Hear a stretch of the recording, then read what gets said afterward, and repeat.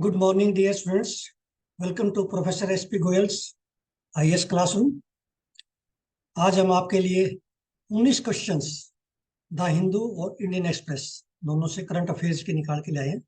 और ये मैंने 2-3 घंटे की ब्रेनस्टॉर्मिंग एक्सरसाइज करके आपके लिए निकाले ताकि नेक्स्ट प्रीलिमिनरी में यदि आपके डिफिकल्ट क्वेश्चंस इस तरह के आते हैं तो आप आराम से सोल्व कर लो। अब हम चलते हैं सीधे क्वेश्चंस पे। देखिए फर्स्ट क्वेश्चन देखिए, साथी पोर्टल बहुत इंपॉर्टेंट है। ये मिनिस्ट्री ऑफ एजुकेशन का पोर्टल है और ऑनलाइन कोचिंग आईआईटी और एम्स और ये मेडिकल के लिए ये जो डिजिटल लर्निंग मटेरियल है ये 4 लैंग्वेज में, not only 2, English, Hindi, Telugu और उड़िया। तो इसलिए ये जो रेड में है ये गलत स्टेटमेंट है। सेकंड देखिए, कंबाला, आप सभी को पता है Kambala is a very important festival, buffalo race festival of Karnataka. Then central adoption resource authority is a statutory authority functioning under the ministry of women and child development. Supreme court defined as unfit guardian. Unfit guardian कौन से हैं? Unable और unwilling for parenting, indulging in drug abuse, who have neglected the child, who have a criminal record. All the 4 statements are correct.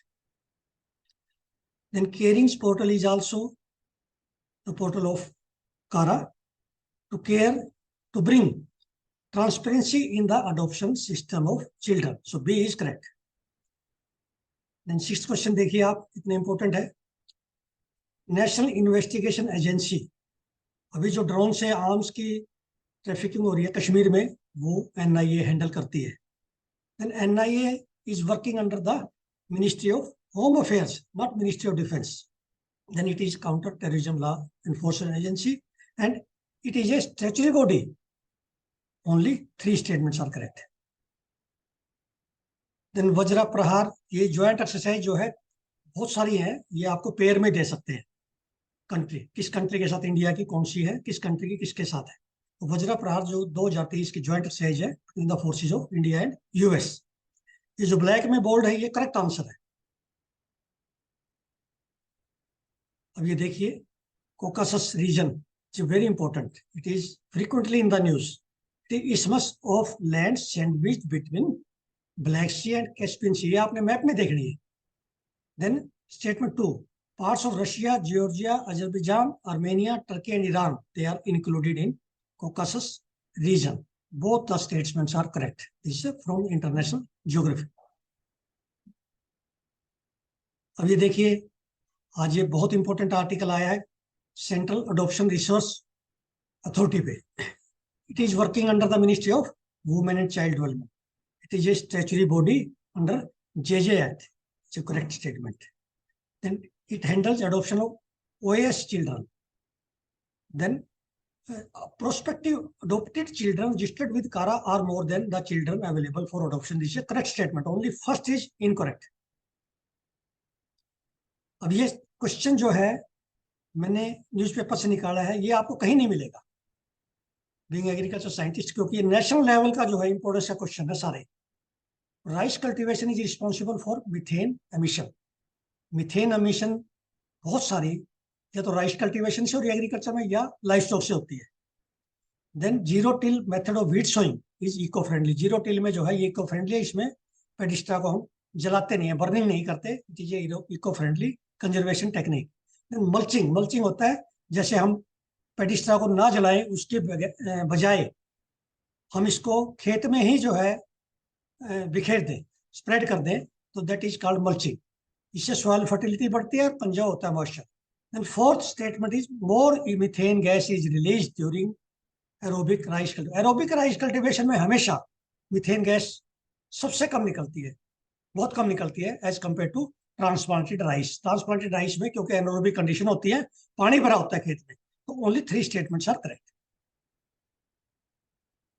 ये भी बहुत ही national importance का है, रोजाना न्यूज़पेपर में आते हैं ऐसे। डायरेक्ट सीडेड राइस मीन्स बिना ट्रांसप्लांटिंग के सीधा ही, जैसे गेहूं की बिजाई करते हैं, वीट की सोइंग करते हैं, इस तरह सोइंग करते हैं, इसको कहते हैं direct seeded rice. It requires less water, less inputs and releases less methane gas. So this statement is incorrect. अब देखिए, अब क्या आता है यूपीएससी में, पहली स्टेटमेंट उन्होंने ठीक दे दी, दूसरी स्टेटमेंट मैंने गलत दे दी। आधी स्टेटमेंट गलत, आधी ठीक है। तो ये आपने दोनों स्टेटमेंट बड़े ध्यान से पढ़नी है। अब कोई जो है, हमारे पास ऐसी टेक्निक नहीं है कि कोई रिजेक्शन टेक्निक हो। तो direct seeded rice is eco friendly practice, yes, which helps in mitigating green house gas emission, बिल्कुल ठीक है ये। Bacteria produce methane gas in transplanted rice, क्योंकि उसमें एनारोबिक कंडीशन होती है जब पानी उसमें स्टैंडिंग वाटर होता है। Then cultivation of rice is responsible globally for methane emissions, बिल्कुल करेक्ट स्टेटमेंट है।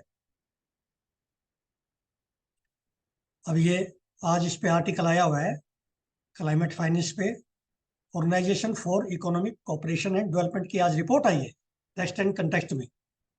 उसमें ये दिया गया कि कौन से कंट्रीज इसमें मेंबर्स नहीं है, और वो क्लाइमेट फाइनेंस की रिपोर्ट आपने उसमें से न्यूज़पेपर में से पढ़नी है। Turkey and Iran are not the members of OECD. अब ये क्लाइमेट फाइनेंस रिपोर्ट जो अभी आई है 2023 में, it was released by OECD recently. Yes, this is correct.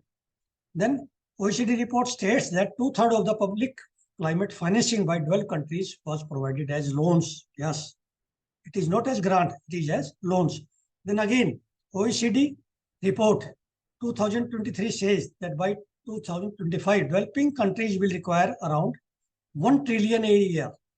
अभी 100 बिलियन की बात भी नहीं मिल रहा है हमें डेवलप कंट्री से, डेवलपिंग कंट्रीज को। अब आगे जरूरत पड़ेगी 1 ट्रिलियन पर ईयर की। At present there is no commonly agreed definition of climate points, all the statements are correct. ये ऐसे क्वेश्चन जो है बहुत इंपॉर्टेंट है, इंडियन एक्सप्रेस में आया है। Which rare metal was found in Sutlej river sand in Punjab recently.